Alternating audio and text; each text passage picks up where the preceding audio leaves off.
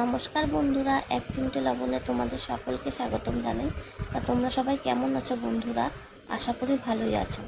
আজ তোমাদের দাদা বাজার থেকে চিংড়ি মাছ এনেছে। তা চিংড়ি মাছের বিভিন্ন রেসিপি হয়। তা আমি ভাবছিলাম কী রেসিপি করব। তা আজ কিন্তু আমি আলু দিয়ে চিংড়ি মাছের তরকারি এই রেসিপিটি তোমাদের সাথে শেয়ার করব।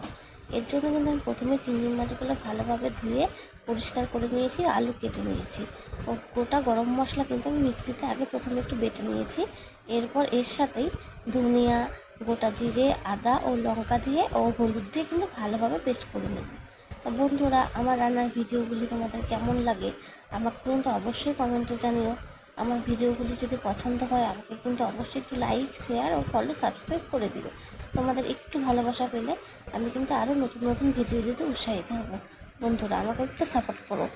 তার প্রথমে আমি কিন্তু কড়াইতে তেল গরম করে চিংড়ি মাছগুলোতে হলুদ ও লবণ দিয়ে মেখে রেখেছিলাম 10 মিনিট। সেগুলো কিন্তু ভালোভাবে ভেজে নেব। আমার ভাজা হয়ে গেছে। এবার কড়াইতে আবারও তেল গরম করে নিচ্ছি আমি। এবার এতে কিন্তু আমি কেটে রাখা আলুগুলো ছেড়ে দেব। কেটে রাখা আলুগুলো ছেড়ে দিয়ে ভালো করে একটু ভেজে নেব এবং বেটে রাখা যে মশলাটা ছিল সেই মশলাটা দিয়ে কিন্তু ভালোভাবে একটু কষাতে হবে। তাই আমি কিন্তু সামান্য একটু চিনিরও ব্যবহার করেছি। এই আলু দিয়ে ও মশলা দিয়ে কষাতে কিন্তু বেশ কিছুক্ষণ সময় লাগবে, 10 মিনিট মতন। কারণ মশলাটা যেন আলুর গায়ে সম্পূর্ণ লেগে যায় ও মশলাটা শুকিয়ে আসবে এবং একটা সুন্দর গন্ধ বেরোবে। তা সেই রকম অবস্থায় আমি কিন্তু এতে জলের ব্যবহার করছি।